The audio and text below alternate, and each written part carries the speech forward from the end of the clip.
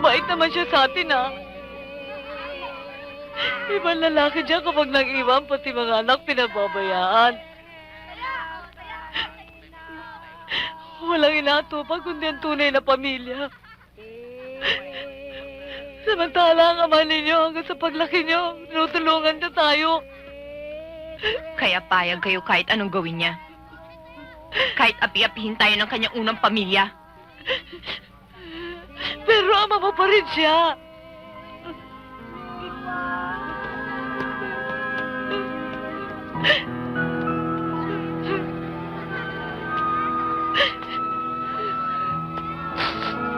Inay, bakit?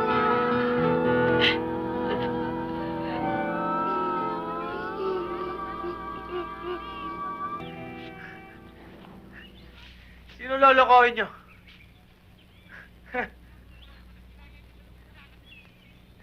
Napakatahimik ng lahat mula rito.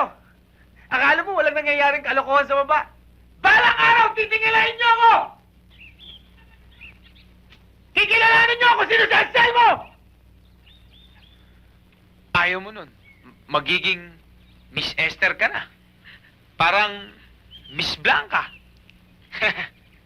Anselmo naman, puro ka naman biro eh.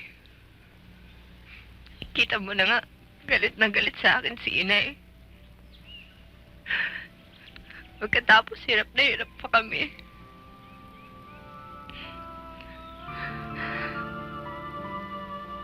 Ang gusto ko lang talaga ay makapagtapos ng pag-aaral. Isang taon na lang. Diba?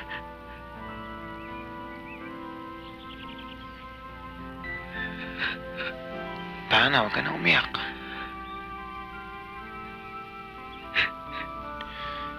Kaya mo, makakaraos din tayo. Basta nandito ako. Mahal kita. Mahal mo rin ako. Tutulungan kita. Tutulungan mo rin ako. Ha? Hmm?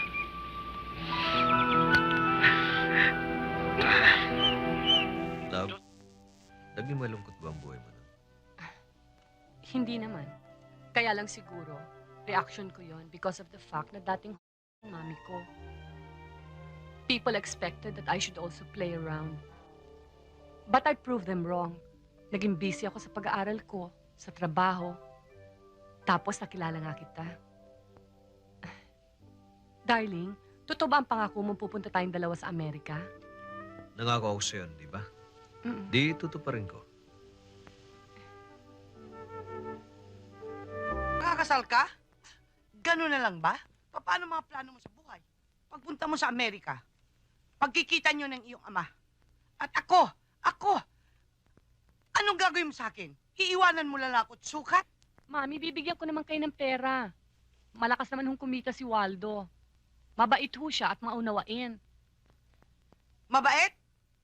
Wala akong tiwala sa ng mukha ng yan. Masyadong wise. Mami, hindi ho yun ang importante. Ang mahalaga ay handa niya akong pakasalan. Anong pakakasalan? Bakit? Hindi ba ako kasal sa daddy mo? Hindi ka naman ihad na katulad ng iba yan? Mami, pabalik-balik naman ang usapan natin eh. Wala naman tayong nare-resolve.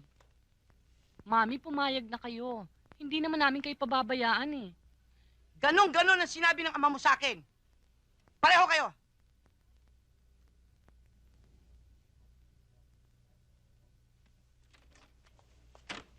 Ganda gabi, mami.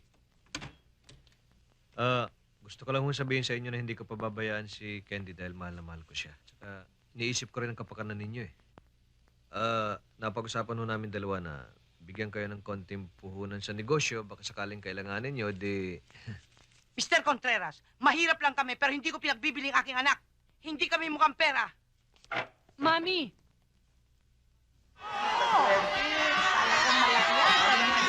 Pera o kaldero? Pero, Dalawang tuloy. wala. Isa na rin natin. Huling tawad na. 100,000 pesos! Naku, talagang malilito sila dyan. Ay, malaki yan! Kaldero! Kaldero! Kaldero! Kaldero!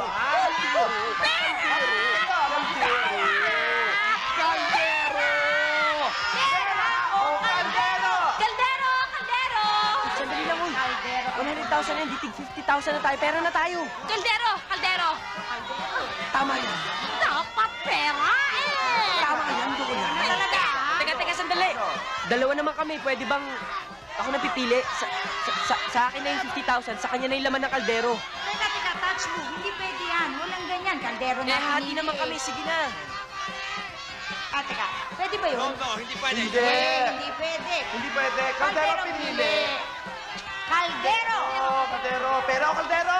Kaldero! Kaldero! Kaldero nga. Ang laman ng kaldero na ipinagpalit sa 100,000 piso ay 342 to the USA! Pumunta kayo sa Amerika! Ay, magaling yan!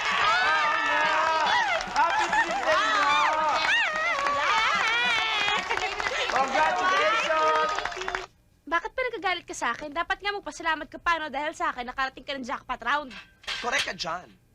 Wow, nagmamagaling. Eh kung hindi dahil sa akin, unang tanong pa lang, out ka na. Sa New York ka ba, hindi ka makakarating. Correct ka rin dyan. Teka nga muna, ano ba talaga pinagingit-ngit mo?